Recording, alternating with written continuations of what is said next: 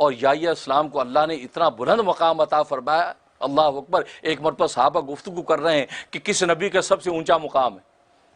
کوئی کہتے ابراہیم کا مقام ہے، اللہ ان کو خلیل بنایا. کسی نے کہا موسیٰ کا مقام ہے، اس کو اللہ نے کلیم بنایا. کسی نے کہا نوح کا مقام ہے کہ جن کی ایک دعا پر اللہ نے دنیا برباد تباہ کر دی. یہ باتیں ہو رہی ہیں. رسول اللہ کیا بات کر رہے ہو؟ کہا جی ہم بات کر رہے ہیں کہ کس کا مقام بلند ہے. کہتے پھر کیا بات ہوئی؟ کہتے یہ کہتے ابراہیم کا بلند ہے، یہ کہتا موسیٰ کا بلند ہے، یہ کہتا نوح کا بلند ہے. آپ نے فرمایا نہیں، یحییٰ سے بلند کسی کا مقام نہیں. فرمایا یحییٰ جو ہے سب سے بلند مقام. فرمایا کہ کائنات انسانی کے اندر کوئی بھی شخص ایسا نہیں ہے کہ جس کو گناہ کے حوالے سے ذرا سا خیال نہ آیا ہو، اس سے تھوڑی سی لغزش نہ ہو گئی ہو. فرمایا کہ یحییٰ کے علاوہ کائنات میں کوئی بھی ایسا نہیں کہ جس کو گناہ کا خیال نہ آیا ہو. یحییٰ وہ شخصیت ہے جس کو کبھی گناہ کا خیال بھی نہیں آیا. یہ فرمایا. ایک مرتبہ یحییٰ علیہ السلام عیسیٰ علیہ السلام دونوں چلے جا رہے ہیں تو سامنے سے ایک خاتون آئی، اس عورت سے ٹکرا گئے یحییٰ علیہ السلام. جب ٹکرا گئے تو عیسیٰ علیہ السلام نے کہا یحییٰ یہ کیا کیا؟ تم ایک عورت کے ساتھ ٹکرا گئے، تیرا یہ گناہ اللہ معاف نہیں کرے گا. کہا کہ بھائی جان مجھے تو پتہ ہی نہیں میں کس سے ٹکرا گیا، میں تو اپنے خاص انہماک میں تھا. کہا کہ نہیں، تو ایک نامحرم عورت کے ساتھ ٹکرا گیا ہے، تیرا یہ گناہ معاف نہیں ہوگا اس لیے کہ نامحرم عورت سے تو ٹکرایا. کہا کہ مجھے تو خبر بھی نہیں میں کس سے ٹکرایا ہوں. اب یہ جب اصرار بڑھا، اب یحییٰ علیہ السلام نے کہا کہ بھائی جان تو میرے دل کو نہیں جانتا کہ یحییٰ کا دل تو عرش الہی پہ لٹکا رہتا ہے، ہر وقت اللہ کی طرف متوجہ رہتا ہے. اگر کبھی میں جبرائیل کی طرف بھی متوجہ ہو جاؤں تو میں سوچتا ہوں کہ اللہ کے قرب کا حق میں نے ادا نہیں کیا. یہ تم عورت کی بات کرتے ہو، تم دنیا کی نالائق کی بات کرتے ہو، اس کا تو تصور بھی نہیں ہے. میرا قلب تو عرش الہی پر لٹکا ہوا ہے اور خدا کے دیدار کے اندر منہمک ہے. جبرائیل کی طرف بھی نگاہ کرنا میں اللہ کے قرب کے خلاف سمجھتا ہوں. اتنا اونچا مقام ان کے دل کا. یہ ہے وہ یحییٰ، ان سے ملاقات ہوئی. خیر ابھی سلسلہ طویل ہے. اللہ سے دعا ہے کہ اللہ تبارک و تعالی ہمیں بھی ایسا قلب صافی عطا فرما دے کہ ہمارا دل ہر وقت اللہ تبارک و تعالی کی یاد کے ساتھ وابستہ ہو، اور یہ دنیا کے علائق یہ سب کے ساتھ ہم بالکل نیچے ہوں اور ہم بلند ہو کر اللہ تبارک و تعالی کے ساتھ. اب اس طاعت اور عبادت کے اندر رکاوٹ ڈالنے والی دو چیزیں ہیں کہ انسان طاعت اور عبادت کے اندر جو رکاوٹ ڈلتی ہے وہ دو چیزوں سے ڈلتی ہے. وہ دو ایسی چیزیں ہیں کہ جس کو خود اللہ تبارک و تعالی نے ذکر فرمایا کہ یہ دو چیزیں ایسی ہیں جو انسان کو غفلت میں ایسا ڈالتی ہیں کہ وہ اللہ تبارک و تعالی کی طاعت سے غافل ہو جاتا ہے، یہاں تک کہ وہ اللہ تبارک و تعالی کو ایسا بھولتا ہے کہ حتیٰ کہ اللہ تبارک و تعالی بھی اس کو بھلا دیتے ہیں. جب اللہ تبارک و تعالی بھلا دیتے ہیں تو پھر اس کے لیے یاد دہانی کی اب کوئی گنجائش نہیں رہتی. اور وہ دو چیزیں کیا ہیں؟ قرآن کریم نے کہا کہ ایک مال اور دوسرے اولاد. مال اور اولاد دو ایسی چیزیں ہیں یہ اللہ تبارک و تعالی کی طاعت و عبادت سے بندے کو غافل کرتی ہیں. مال بھی بندے کو طاعت اور عبادت سے غافل کرتا ہے. انسان مال و دولت کی چھنکار کے اندر ایسا غافل ہوتا ہے، ایسا جو اس کھانے اور کمانے میں لگا رہتا ہے کہ وہ مال عطا کرنے والے منعم کو بھول جاتا ہے. دوسرا اولاد، اس اولاد کی محبت میں ایسا جو سرشار رہتا ہے، اس اولاد کے منشا کو پورا کرنے، اس کی اچھی اور بہتری زندگی کی طرف سوچنے میں ایسا منہمک رہتا ہے کہ یہ بھول ہی جاتا ہے کہ جس رب کریم نے یہ اولاد کی نعمت عطا کی ہے اس کا بھی تو مجھے شکر کرنا ہے. اس لیے قرآن کریم میں اللہ تبارک و تعالی نے شکایت کی، یا ایھا الذین آمنوا، اے ایمان والو، لا تلھکم اموالکم ولا اولادکم عن ذکر اللہ، کہ تمہارے مال اور تمہاری اولاد اللہ کی یاد سے تمہیں غافل نہ کرے. یہ بہت بڑا انعام ہے جو میں نے تمہیں عطا کیا ہے. مال بہت بڑی خیر ہے جو میں نے تمہیں عطا کی ہے، لیکن یہ نہ ہو کہ یہ خیر تمہارے لیے شر بن جائے اور تمہیں اللہ کی یاد سے غافل کر دے. مال تو تمہیں میں نے اس لیے دیا تھا تم اس مال کے سورس کو استعمال کر کے اللہ کی یاد میں اور منہمک ہو جاؤ، لیکن تمہاری حالت یہ ہے کہ تم مال کے اندر ایسے پھنس گئے جیسے مکھی شہد کے اندر پھنستی ہے، یہاں تک وہ شہد کے اندر پھنسی وہیں ہلاک ہو جاتی ہے، اس سے نکل نہیں پاتی. تم بھی اس مال کی لذت کے اندر ایسے پھنستے چلے گئے یہاں تک کہ مکھی کی طرح تم ہلاکت تک پہنچ گئے. اس لیے فرمایا کہ مال تمہیں غافل نہ کرے، اور ولا اولادکم، اور تمہاری اولاد غافل نہ کرے. اب غافل کیوں کرے گی؟ غفلت کی دو وجہ ہیں. مال سے جو غفلت پیدا ہوتی ہے عقلی غفلت پیدا ہوتی ہے، کیونکہ مال کے ساتھ جو محبت انسان کی عقلی محبت ہے، اور اولاد کے ساتھ جو محبت انسان کی طبی محبت ہے۔ مال عقلی طور پہ انسان کا مرغوب ہے، انسان سوچتا ہے مال ہوگا تو اچھا کھائیں گے، مال ہوگا تو اچھا پئیں گے، مال ہوگا تو اچھا پہنیں گے، مال ہوگا تو اچھا محل بنائیں گے، مال ہوگا تو اچھی گاڑی خریدیں گے، مال ہوگا تو اچھی عورت سے شادی کریں گے۔ تو مال، یہ چونکہ ساری کی ساری یہ چیزیں مال کی بنیاد پر ملتی ہیں، تو لہذا عقلی طور پر وہ مال کو مرغوب سمجھتا ہے، ارے مال ہوگا تو سب کچھ ہے، اگر مایا نہیں ہے تو پھر کچھ بھی نہیں ہے۔ لہذا مال کے اس کمانے میں اس کی اس قدر اس کا میلان ہو جاتا ہے کہ مال عطا کرنے والے کو بھول جاتا ہے۔ اس لیے مال کو مال کہتے ہیں، کیونکہ مال کا لفظ میلان سے ہے۔ میلان کا مطلب یہ ہے کہ انسان کی طبیعت ادھر مائل ہوتی ہے، اور مال ایک ایسی چیز ہے کہ اس کی طرف انسان کی طبیعت مائل ہوتی ہے، انسان کی طبیعت کا میلان اس کی طرف رہتا ہے۔ لہذا ہر وقت انسان مال پر نگاہ رکھتا ہے کہ میری پروموشن کیسے ہو سکتی ہے تاکہ مال بڑھے گا، مجھے اگلا عہدہ کیسے مل سکتا ہے تاکہ مال بڑھے گا، مجھے وہ سیٹ کیسے مل سکتی ہے، ایک سائن پر مجھے چیک ملے، وہ تو گویا کہ مال اس کے دماغ میں گھومتا ہے۔ تو مال کے اندر میلان ہے، انسان کی طبیعت ادھر مائل ہوتی ہے، اس میلان کی وجہ سے انسان مال کی طرف جھکاؤ کرتا ہے۔ اور اللہ تبارک و تعالی نے مال کو ایسی آزمائش بنایا، ایسا بے وفا دوست بنایا کہ یہ جب تک تمہارے پاس رہتا آپ کے کسی کام کا نہیں، آپ کے $100 جیب میں ہے کسی کام کے نہیں ہے، جب تک یہ نکل کے کسی دوسرے کی جیب میں جا کے آپ سے بے وفائی نہیں کریں گے، اس وقت تک آپ کو نفع ہی نہیں دے سکتے۔ آپ جیب میں $100 لے کے یہ 2 روٹیاں دینا، ہاں جی پیسے، یار پیسے روٹی دو، یار پیسے دو، اسی پر جھگڑا ہوگا۔ روٹی اس وقت آپ ہاتھ میں نہیں آئے گی جب تک اس بے وفا دوست کو نکال کے اس کی جیب میں نہ ڈالیں گے۔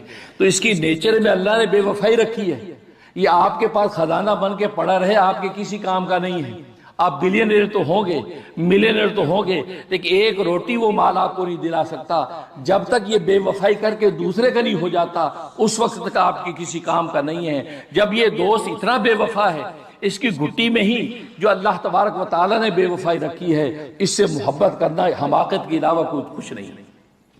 آمق ہوگا جو اس سے محبت کرے گا، ہاں ضرورت کا تعلق اگر رکھے گا تو یہ کامیاب ہو جائے گا۔ جہاں ضرورت ہوگی کھل کے مال خرچ کرے گا، جہاں ضرورت نہیں وہاں مال کو ہولڈ کرے گا۔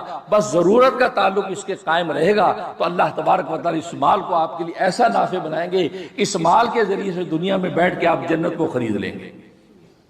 چنانچہ صحابہ نے اس مال سے جنت خریدی نہیں، مال لٹایا جنتوں کے فیصلے کرتی ہے۔ عثمان غنی رضی اللہ تعالیٰ مال لٹایا، نبی نے دنیا میں جنت کی بشارت دے دی۔ تو مال کام کی ایسی چیز ہے کہ اگر آپ نے اس کو صحیح جگہ لٹا دیا تو آپ کو دنیا میں جنت کے فیصلے کرا دے گا، لیکن اگر آپ نے اس کو ہولڈ کیے رکھا، خرچ نہ کیا، بخل اور کنجوسی کی وجہ سے اپنے سینے سے لگائے رکھا، نہیں میں مال خرچ نہیں کروں گا، تو پھر یہ مال آپ کے کسی کام نہیں، یہاں تک کہ اس مال کے اندر مکھی جیسے شہد میں ہلاک ہو جاتی ہے، ایسے انسان مال میں ہلاک ہو جاتا ہے۔ تو مال سے غفلت پیدا ہوتی عقلی طور پر، اور اولاد کے ساتھ جو محبت ہے وہ طبعی ہے۔ انسان عقلی طور پر اپنی اولاد کو جتنا بھی ابا کرے کہ نہیں یہ اولاد گندی ہے، یہ نافرمان ہے، مجھے اس سے کوئی تعلق نہیں رکھنا، لیکن اندر کا جو خونی رشتہ وہ پھر اولاد کی طرف اس کو متوجہ کرے گا۔ کتنے واقعات ہیں، باپوں نے بچوں کو گھر سے نکال دیا، ماں نے ٹھوکر مار دی، لیکن بعد میں دل تڑپ رہا ہے کہ میری بیٹی، ہائے میرا بیٹا، ہائے میرا بچہ، کیوں؟ وہ خونی رشتہ ہے۔ تو طبی میلان جو اولاد کے ساتھ ہے، یہ طبی میلان انسان کو غافل کر دیتا ہے۔ انسان اتنا اس کی طرف مائل ہو جاتا ہے کہ وہ دیکھتا ہی نہیں کہ طبیعت تو یہ کہتی ہے لیکن شریعت کیا کہتی ہے۔ بس یہ تقابل آتا ہے تو وہ طبیعت پر وہ شریعت کو غالب نہیں کرتا، بلکہ شریعت پر طبیعت کو غالب کر کے وہ اپنی اولاد کے لیے وہ کر دیتا ہے کہ جو اللہ تبارک و تعالیٰ کی شریعت اس کی اجازت نہیں دیتی، یہاں تک دنیا میں اس کے لیے ہلاکت کا فیصلہ ہو جاتا ہے۔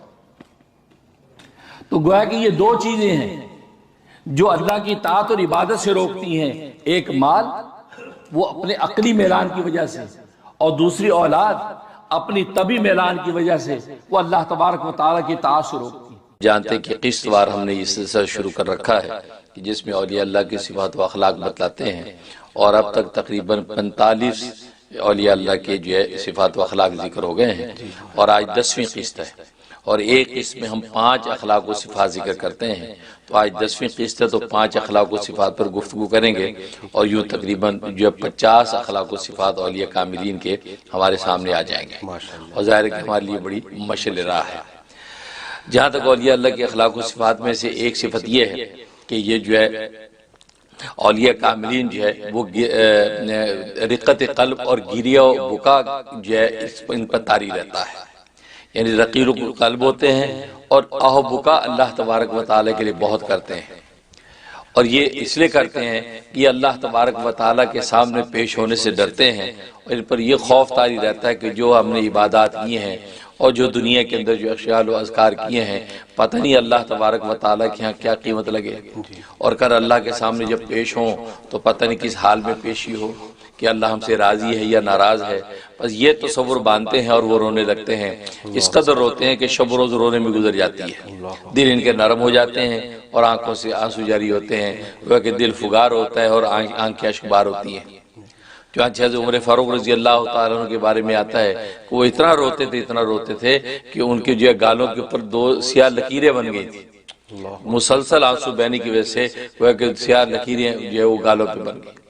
اور رابعہ عدویہ یہ اللہ تبارک و تعالیٰ کی بڑی ایک نیک بندی اور ولیہ گزری ہیں، وہ اس قدر روتی تھی اور رو رو کے اپنے آنسو جو ہے وہ سائڈ پہ جھاڑتی تھی کہ وہ جگہ اتنی گیلی ہو جاتی کہ کوئی نیا آنے والا دیکھتا تو ایسے لگتا کہ کسی نے یہاں وضو کیا ہے، اتنا رو۔